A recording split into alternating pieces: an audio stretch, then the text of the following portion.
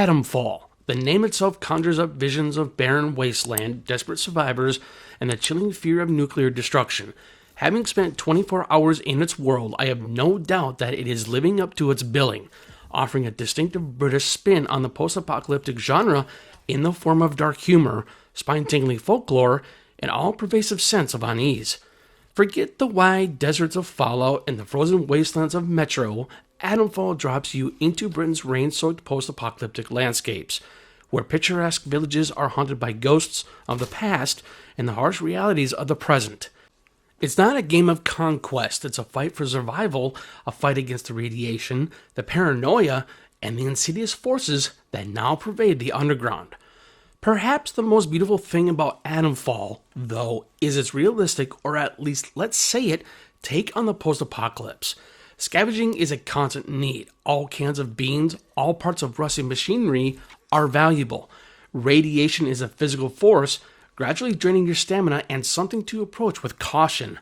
The crafting system is organic, where you somehow jury-rig necessary items out of what you scavenge. The world is meticulously painted, catching the raw British cultural sensibility. Weathered remains of seashore resorts give way to the empty silence of derelict farms, each such atmosphere speaking its piece. Radio discussions you catch are vignettes from the life of the surviving humanity, their fear, and efforts at upholding whatever semblance of normality is left. It's a familiarly other and peculiarly familiar byproduct of attention to detail on the part of the developers.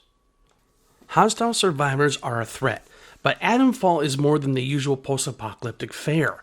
The game is interested in British folklore and legend, and with that brings creepy monsters and supernatural events that add a layer of psychological horror to what's happening.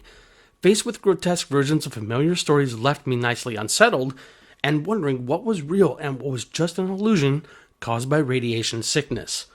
The game is an interesting one, told in terms of dialogue featuring offbeat and frequently morally flexible characters. You'll find yourself drawn into battles over the backyard, exposed conspiracies, and forced to make tough decisions that have lasting effects. The game is less a matter of world saving and more a matter of surviving the hazardous politics of getting by in a fractured society. Atomfall is far from perfect. Combat, though functional, feels somewhat clunky. Stealth usually is the solution, but the AI can be either incredible or terrible. Resource management is necessary, but the inventory system needs to be optimized. But those failures are soon forgotten in the majesty of the game. The setting is so alive, the world so engrossing, that the occasional clumsy edge becomes part of the process. It's a reminder that this is a desperate fight, not a slick adventure holiday. 24 hours since its launch, Atomfall has left its mark. It's a grimy, uncomfortable, and ultimately satisfying experience that adds something new to the post-apocalyptic genre. The blend of realistic survival mechanics, spooky folklore, and darkly comedic writing is a welcome break from the norm. There are certainly places where Atomfall could be better, but the foundation is there. I'm excited to see where the story goes from here, uncovering the secrets of this shattered Britain, and carrying on my fight for survival amidst radiation, paranoia, and monsters in the shadows. If you're in the mood for some gritty and experiential post-apocalyptic adventuring, then Atomfall is well worth considering. Just don't forget to bring your wellies and your Geiger counter. You're going to be needing them. Shoot us!